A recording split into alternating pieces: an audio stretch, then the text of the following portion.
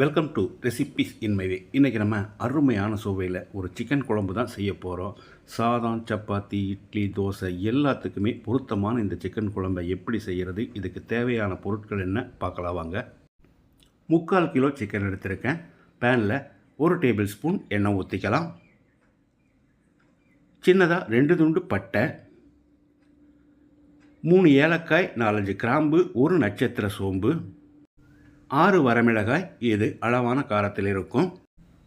3 table spoon மல்லி, கொஞ்சமாக கல்பாசி, சின்னதாக 2 பிரியாணி இலை, 1 டீஸ்பூன் மிளகு, 1 டீஸ்பூன் கடலைப்பருப்பு, 1 டீஸ்பூன் புழுங்கலரிசி, கொஞ்சமாக கருவேப்பிலை. குறைஞ்ச தீயில் ஒரு 30-40 செகண்ட் இதை வறுத்துக்கலாம்.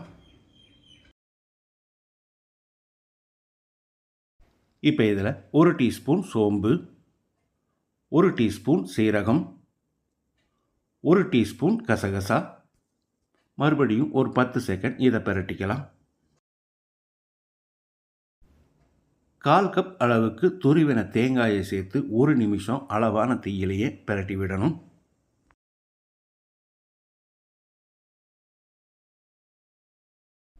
எல்லாமே நல்லா வறுபட்டுருச்சு. இதை எடுத்து ஒரு பிளேட்டில் போட்டு ஆற வச்சிடலாம்.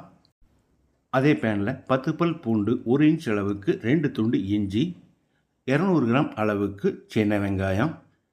பேனில் முதல்லையே எண்ணெய் ஊற்றி காய வச்சு போட்டோம்னா வெங்காயத்தில் ஈரம் இருந்ததுன்னா மேலே தெரிக்கும். அதனால் இந்த மாதிரி பெரட்டி விட்டுட்டு ஒரு 2 டேபிள் ஸ்பூன் எண்ணெய் ஊற்றி வதக்கிடலாம்.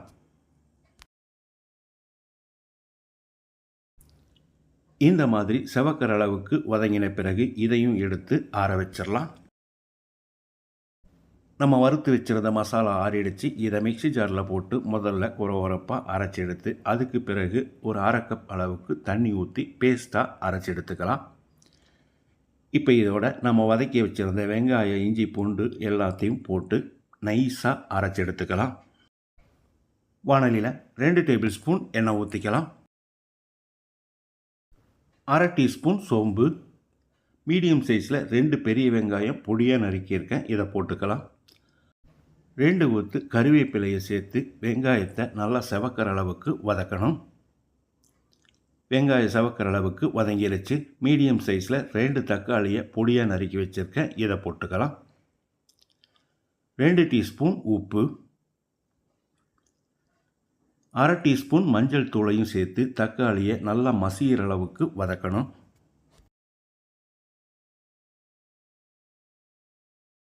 தக்காளி மசிகிற அளவுக்கு வதங்கிடுச்சு. இதில் நம்ம அரைச்ச மசாலாவை ஊற்றி 1 நிமிஷம் நல்லா கலந்து விடணும்.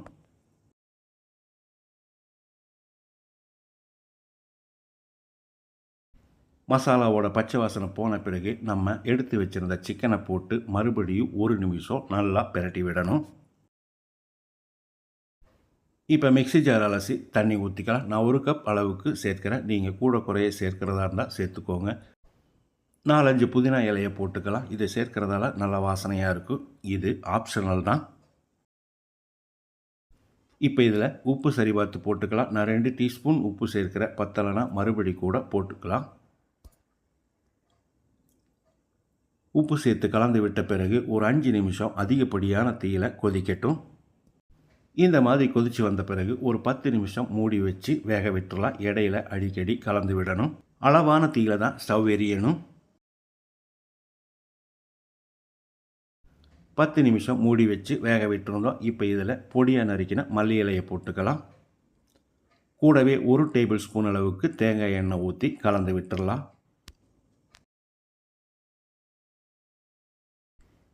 இப்போ மறுபடியும் இதை மூடி வச்சிடலாம். குறைஞ்ச தீயில இன்னொரு 10 நிமிஷம் வேகட்டும். மணக்க அருமையான சுவையில் நம்மளோட செட்டிநாடு சிக்கன் குழம்பு ரெடி ஆகிருச்சு. இதே மாதிரி இதே அளவுகளோடு நீங்கள் செய்து பாருங்கள். இந்த வீடியோ பிடிச்சிருந்தால் லைக் பண்ணுங்கள், கமெண்ட் பண்ணுங்கள், ஷேர் பண்ணுங்கள். சப்ஸ்கிரைப் பண்ணாதவங்க சப்ஸ்கிரைப் பண்ணுங்கள். மறக்காமல் பெல் பட்டனை கிளிக் பண்ணுங்கள்.